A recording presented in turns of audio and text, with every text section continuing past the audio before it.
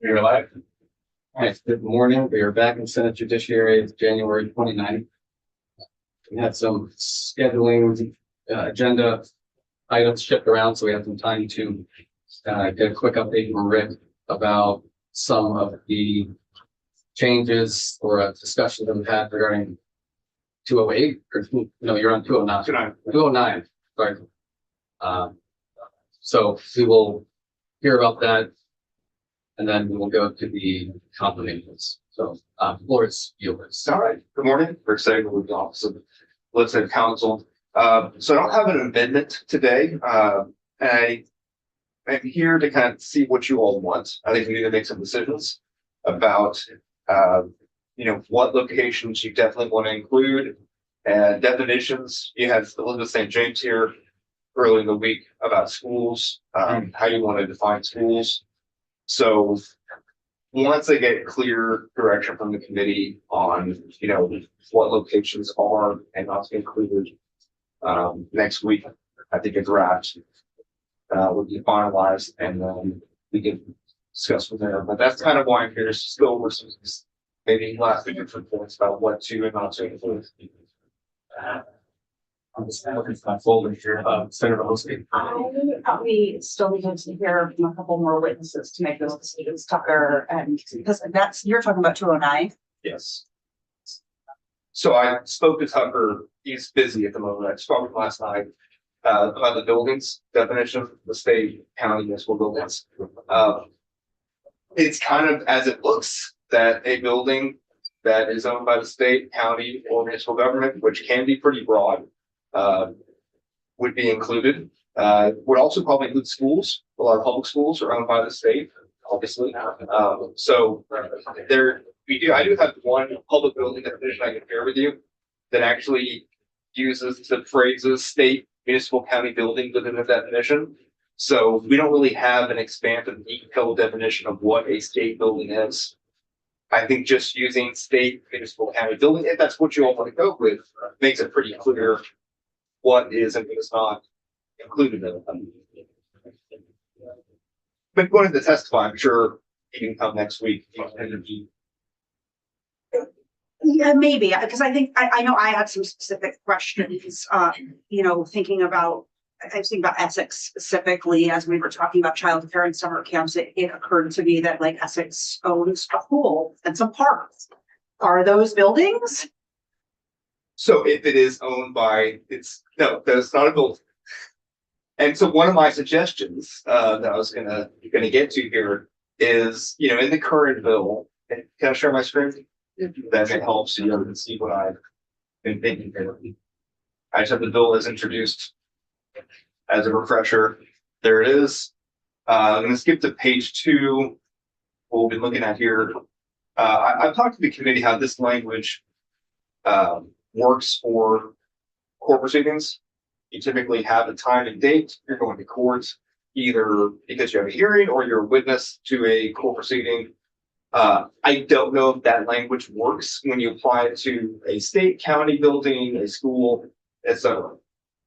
So one of my thoughts was that instead of, I think maybe that language can remain for court proceeding, and maybe you build out the language for these other sensitive places by having maybe a radius of feet, 1,000 feet, let's just say, for example. So in your example, while a park is not a building, it may or may not be included within 1,000 feet if that park is attached to or nearby a state building. However, if you want parks to be included, you would want to specify a public park, right, in one of those locations in the statute. So that's one of my things for you to think about is, would that maybe make it easier for police to understand, it's state buildings, but it's also 1,000 feet within a state building. So there's some kind of form of just knowing how this could be enforced. We have a follow-up from Senator. Yeah, I'm happy to chat with Tucker offline if or both of you if that's easier. But my concern with the traveling to enter and remaining at or returning from, in particular with relation to schools, is like kids on the school bus, parents driving their kids to school in the morning. Like there is some really finite time you're supposed to be at school, time you're picked up from school. And the other one is around the medical facilities. Like if I'm in an ambulance on my way to a medical facility, or I'm being, driven to the emergency department, like it's pretty clear, like that's what's happening. And I also hear Senator Matos's concern and I around like, okay, so I have a doctor's appointment at 2:00, but I got up at 8 and I went to the store and I went to here. And at what point am I traveling to? So like I hear those concerns, but I don't think just saying 1,000 feet actually captures some of my concern. And I don't know that it actually fully solves your concern. No, yeah. So Just an idea. Yeah, happy to know what you all would prefer. I mean, just a quick response, at least to the education piece, one of the yes, definitions that Beth provided us is on the last page, very bottom where it says transportation provided by yes. an educational institution. So I think that would cover school buses. But it wouldn't cover parents driving their kids to school or kids just walking to school, which when you see had an instance with a child walking to school, that was being followed by masked men in an unmarked car.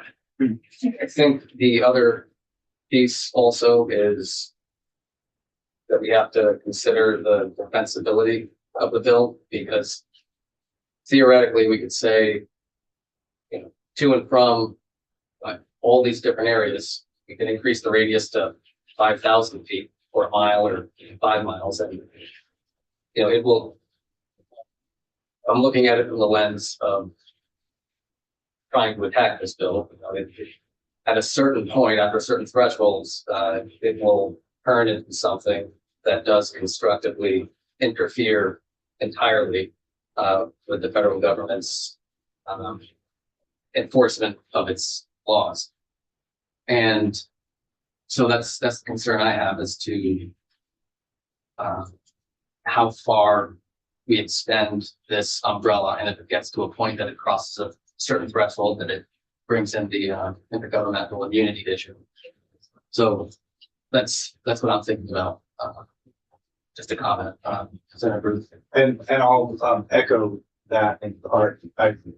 I'm not wild about the idea of radius around buildings. And I think in general, we have a piece that's been in statute that's been successful from what we know, and that is court proceedings, and the language of going to, attending, or returning from has been in statute. So we might have made the same objections about that. What if somebody drops their get off in school, goes to the supermarket, blah, blah, blah, and then goes to court. But we haven't had issues with that language. So I guess I would say keep it simple, retain that language, add the list that we want to add, and cross-examination courts will be able to determine if somebody is, attempting to hurry to their way to work and they get caught somewhere far from one of these places. Trust that the court would be able to determine whether that was a valid arrest or not. The other thing I would say is that I believe schools are municipalities, school districts are municipalities in Vermont statute. Whether that helps us or not, I do think schools should be listed correctly, but if you say municipal buildings, I think they come under that heading. Is that true? I don't know about the buildings, but it is true. Municipality, Yeah. they are, as our fire district, Former Senator Jeanette White, for the record. thank you, sorry. As our fire districts and water districts, and there's a boatload of municipalities in Vermont. So it That covering may all. also be a tougher question. It's pretty broad, is the answer there. If you're gonna use the word state, county, municipal building. And just while we have this topic, I did pull up, this is in Title 10, in our waste management chapter. You see how they define public building, use those first 3 words we're using, and also airport terminal, bus station, railroad station, school building, or school. So, are all those other locations necessarily included in a state, county, municipal building? I'm not sure about the airport terminal. And to the chair's point, I think the risk here is then markup, we expand it to the point where it seems a little, almost ridiculous to a court that we're including so much.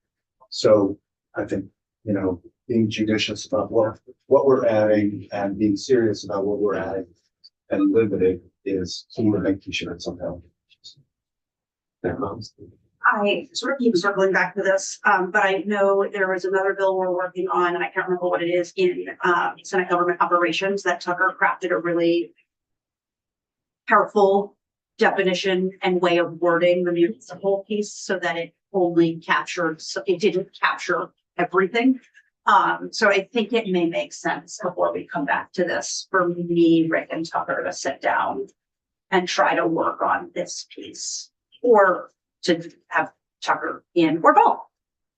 Because I do know, like I said, in Senate GovOps, we had some similar stuff. I cannot remember the bill, but we're working on something very specific around municipalities that we actually didn't want it to apply as broadly as our definition did. We had a wording for it that really kind of brought it in. So I think we got to bring Tucker in on this more officially. Yeah, I think we're trying to get them scheduled for next week. I mean, personally, I'm not opposed to just making it narrow to exclusively state buildings. That's my initial feeling on that, but more testimony remains to be seen. Any members, any other questions on this part? Comments? Well, I have a comment, I mean, but I don't, when we passed the last year before Northeast Court, the court's already in there, a lot of the legs that goes along with it. My concern is bill in itself as we're proposing, I object to B, all of B. State, county, and or municipal buildings being added to this, I think it's too broad, I don't think it's reasonable. I think we're given more thought here, can we create a sanctuary state, shall we say? We don't want to do that. Other than that, I don't have a problem because we're only specifying civil arrest. So anything with warrant and so on and so forth, they still can proceed. But I too don't want anyone, law enforcement, charging into our case review buildings or whatever else. I don't think it's of that urgent, but we need, shall we say, the bill in itself, I can't say that I'm fine with it, but I would go along with it. But I would ask the entire be deleted. It's not reasonable. It's too broad. I think, see your point, I mean, there's multiple perspectives to it. My initial feeling regarding the defensibility of it, whether we create something that constructively prohibits federal enforcement entirely, that could be a problem in terms of defensibility. On the other hand, when I look at if it were to just be state buildings, you know, my perspective is that we as a state have our own form of sovereignty and can determine what happens in these state buildings. So this is my initial thought on that issue. I agree that without a clear definition of what particularly municipal building means, it has the potential to be very, very broad, which is why I'm happy to do some work to try to constrain that and define that less amorphously. But I do feel fairly strongly that, you know, the state buildings are literally our buildings. If not in state buildings, where do we have the right to say this happens here or does not happen here? And when I think about county buildings and certain municipal buildings, those are places people have to go. But I will work with legislative council, particularly on that municipal building piece, because I am hearing that it is quite amorphous and loose to tighten that so that it is not so. I think with the county buildings, I mean, the only county buildings that we really have in the courthouse is one of us. And those are already covered with the universities. Paris stations. I'll look into it more, so other county buildings there might be, because I know we don't really have them. So I wondered, just statewide, how many state buildings do we have in the state? DGS, I thought to give us that answer. we're talking about the broader spectrum of buildings here. That'd be interesting to see that. Yeah, just like I'm thinking about it, state building at the sandbar, state beach owned by the state. It's got, you know, the shacks, the bathhouses and whatnot. Does that count? So then that runs other areas of this. It's the property, and I think the number 2 property owner in the state of Vermont is the state of Vermont. And the federal government. I think in a certain way, we should be going after the function of the building, not who owns the building. So when you talk about churches, that's a house of worship, schools, that's where kids have to go to educate. It's when we're having trouble when we try to just cast a net and say anything that falls under this, because there are multi-purpose buildings. And some of them, we obviously don't need to bring in. So. And that's where I'm at. That's why I want to expand into childcare facilities. And I'm totally fine with keeping courthouses, schools, the shelters, healthcare facilities, because those are everyday necessities. I want to make sure people are safe going to a healthcare facility, going to worship, things like that. It's just very broad, the state, county, municipal. I know you're going to work on it, but it's, you know, it's one thing going to have to pay your water bill at the local town clerk. You do it online. There's just very broad. Yeah. How it's in sound.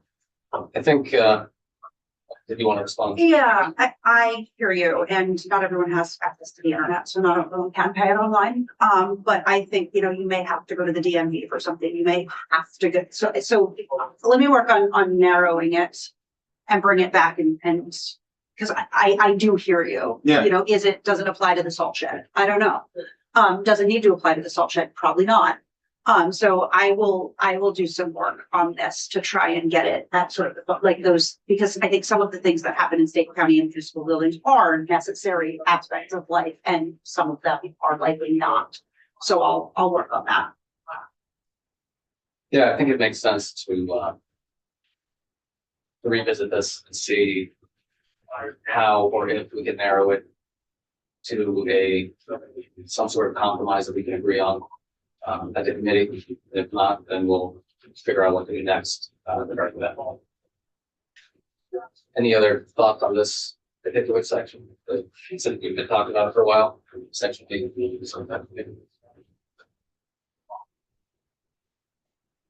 Any other pieces that we want to discuss on this bill? Rick, was there anything else that we Yeah, let's go to the list here. School, Beth James was here. She gave you that handout. I have it on the screen as well. You know, she gave you a most inclusive definition of the end. And I wasn't sure if the committee wanted to go in that direction or if it wanted to be more narrow in the school definition. share my thoughts? I mean, I'm initially fine in the list that she describes, that's described on page 5. I didn't see the homeschool piece in there. I think it was mentioned earlier. I mean, if it's not in there, then I think that makes sense, because if you're being homeschooled, you've already got the right to privacy or the expectation of privacy in your own home. So it's not, it would be kind of redundant to have that in the definition. And then I know that we need to hear from, we're reaching out to Katie McGlynn to address, I think, some of the issues that you brought up. And so we'll hear from them next week as well regarding, I think it was flexible pathways and the younger programs.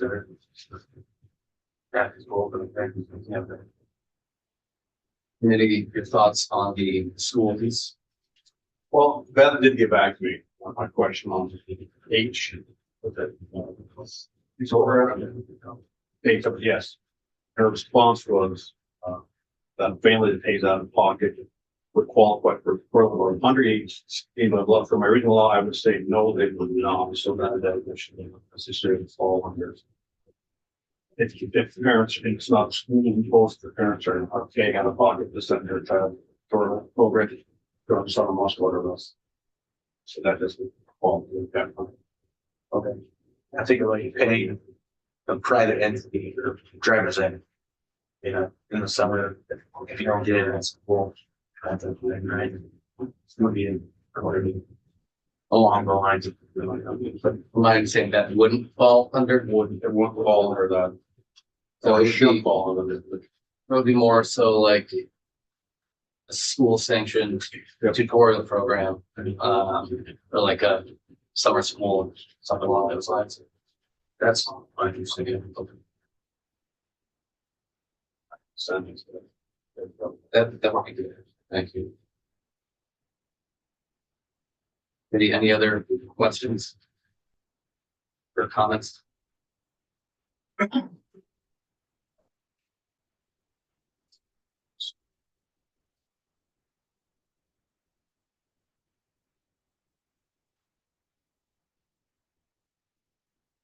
And there was the issue regarding contempt and how that only applied to court proceedings. I think that was an area that we needed to clarify further. Just, yeah, so I'm looking at, down on page 3 of the bill, the remedy section. Of course, this is written just for courthouse proceedings. So it says currently a person who violates the subsection by knowingly and willfully executing or assisting with an arrest prohibited by subdivision 1 shall be subject to contempt proceedings and may be liable for civil action for false imprisonment. So most of that sentence is fine. However, I'll have to kind of flesh out that contempt proceeding just to apply to the courthouse because you won't be held in contempt in a hospital.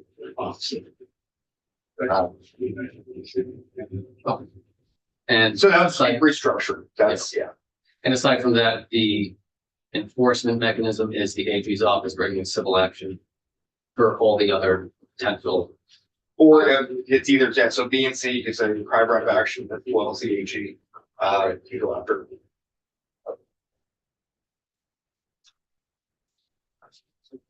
Anything on that? Comments, questions? So I'll work on, and yeah, Senator Hosky can copy me and Tucker, just make a separate meeting. Okay, thank you. I don't have my, pulled up, the subdivision D, I'll have that, the DHF guidance from 5 or 2 years ago.